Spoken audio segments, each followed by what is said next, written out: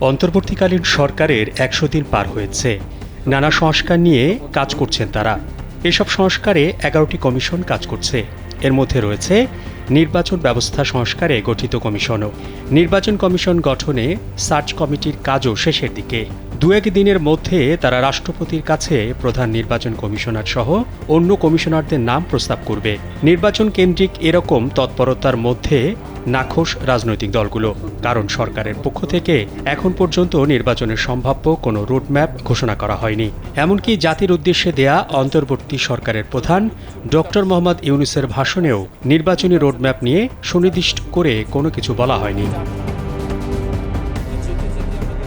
নির্বাচনী ট্রেনে যাত্রা শুরু হয়েছে সরকারের পক্ষ থেকে এমন তথ্য দেয়া হলেও সেই নির্বাচন কবে হতে পারে সে সম্পর্কে কোনো আভাস দেওয়া হচ্ছে না। ইডেন বে কক্সবাজার সমুদ্র সৈকতের উপর নিজেদের একটি ঠিকানা। মাত্র ৫ লাখ টাকায় আপনিও হয়ে যেতে পারেন এই হোটেলের মালিক।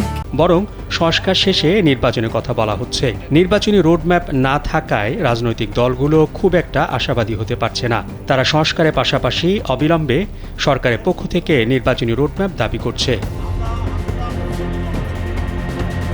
সরকারের ১০০ দিন উপলক্ষে প্রধান উপদেষ্টার দেয়া ভাষণের পর বিএনপির মহাসচিব মির্জা ফখরুল ইসলাম আলমগীর বলেছেন, তারা একরকম আশাহত। পুলিশ, প্রশাসন ও নির্বাচন কমিশন সংস্কার করে দ্রুত নির্বাচন দাবি করেছে দলটি। এদিকে জামায়াতে ইসলামীর নায়েবে আমির ডাক্তার সৈয়দ আবদুল্লাহ মোহাম্মদ তাহের কালবেলাকে বলেন, সবকিছু সংস্কার করা অন্তর্বর্তীকালীন সরকারের পক্ষে সম্ভব নয়। সেজন্য জরুরি সংস্কারের দিকে সরকারকে মনোযোগী হওয়ার পরামর্শ দিয়েছেন দলটির নেতারা। অন্যদিকে নাগরিক ঐক্যের আহ্বায়ক মাহমুদুর রহমান মান্না কালবেলাকে বলেন, গণতন্ত্রে উত্তরণের জন্য নির্বাচনের বিকল্প নেই। এমন মন্তব্য করে যত তাড়াতাড়ি সম্ভব নির্বাচন দেওয়ার আহ্বান জানিয়েছে নাগরিক ঐক্য। রাজনৈতিক দলগুলোর বক্তব্যের পরে এক প্রতিক্রিয়ায় সরকারের তথ্য ও সম্প্রচার এবং আইসিটি উপদেষ্টা নাহিদ ইসলাম বলেছেন, শুধু নির্বাচন দেয়াই এ সরকারের কাজ নয়, প্রাতিষ্ঠানিক সংস্কার শেষে নির্বাচন দেয়া হবে। অন্যদিকে আরেক উপদেষ্টা ডক্টর আসিফ নজরুল বলেছেন, অতি প্রয়োজনীয় কিছু সংস্কার শেষে যত দ্রুত সম্ভব নির্বাচন দেবে সরকার।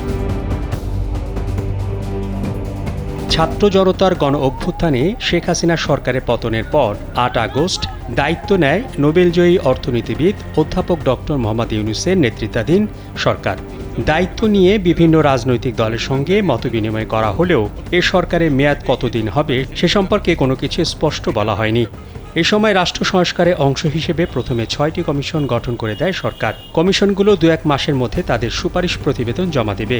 রাজনৈতিক দলগুলো প্রত্যাশা ছিল এসব সংস্কার শেষেই নির্বাচন অনুষ্ঠিত হবে। তবে সরকারের ১০০ দিন পর আরও ৫টি কমিটি গঠন করায় রাজনৈতিক দলগুলোর মধ্যে মিশ্র প্রতিক্রিয়া তৈরি হয়েছে। সর্বোপরি প্রধান উপদেষ্টার ভাষণের পর দলগুলো অনেকটাই হতাশার সুরে কথা বলছেন। তাদের সবার বক্তব্যেই ঘুরে ফিরে নির্বাচনী রোডম্যাপের বিষয়টি উঠে আসছে। মোহাম্মদ শাহাবুদ্দিন মাহতাব, কালবেলা।